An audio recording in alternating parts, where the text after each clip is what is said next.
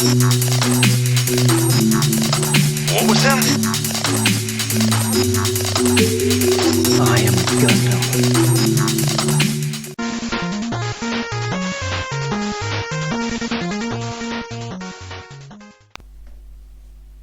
Before we start, I'd like to thank Gunprimer for giving me the opportunity to offer you guys a discount on their products via the channel.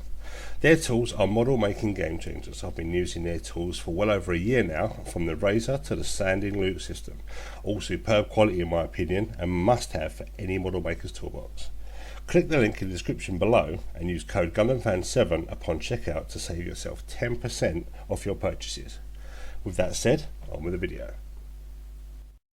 What's up guys, welcome back to the channel, and today I'm looking at the PS-290 airbrush which I recently got from Mr. Hobby.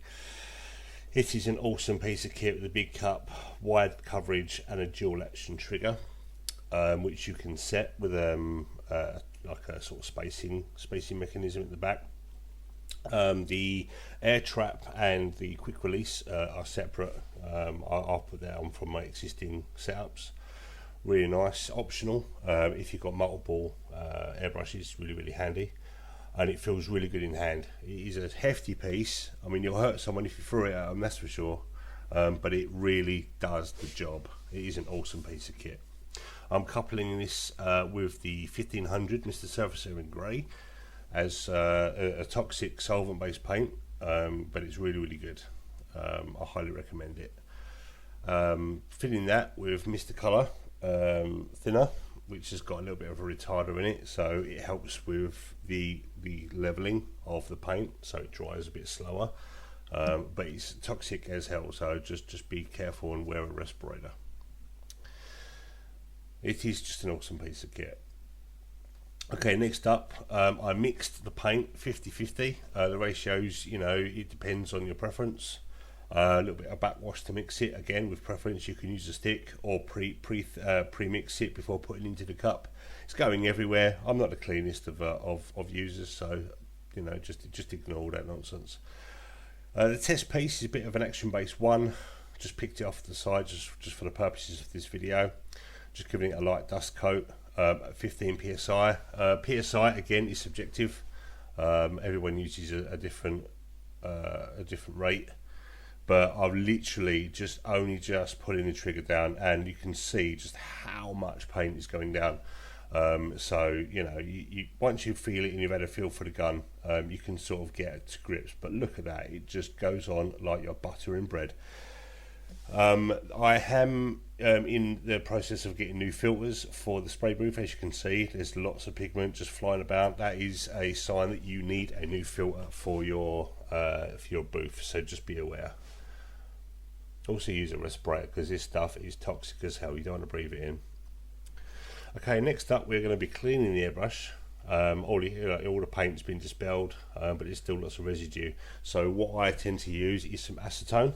I've got this from the pound shop, dollar store, whatever. It's just acetone. Now varnish remover, whatever. Or you can use the thinner itself, but that ends up being expensive because, you know, at 10-15 bucks a bottle, you know, go for the cheaper option. Again, it's subjective. You know, you have different products that you might use or favour, but acetone is probably one of the best for cleaning solvents because it evaporates paint. Give it a little bit of a backwash, and using Q-tips, rags, whatever you've got or whatever you fancy or favour, just to clean the airbrush up a little bit. And the acetone along the cup and the outside just breaks up the paint. And enables it to just be wiped away, because you know, you thin it down, break it up, and you can just wipe it down with an acetone rag later on. Any spots around the cup or inside, just give it a good old rub. Give it a mug, give it a rub, rub, and you know, it'll break down the paint nice. Then once you've done that, you can just use another back flush again, and just pour it into your receptacle of choice. This is just a cheap nasty pot that I got off the internet, but there's loads of them out there, and you can just safely dispel your contents into there. A little bit more acetone, just just in case there is some particles and stuff that just need a little bit more agitation, and give that a bit of a back flush, and you're good to go. This is a sheer way to ensure that any paint is well and truly dissipated into the pot, and the rest of the cleanup is then down to you and your preference. There we go, look at that, clear as a whistle. The reservoir on this particular brush does come off as well, so you can get into all the parts, all the nooks and crannies, all the crevices, and using a cloth with some acetone you can go over the exterior of the brush, and there you go, it's done. It's that easy. What a great brush. Thanks for joining, and as always, I'll see you.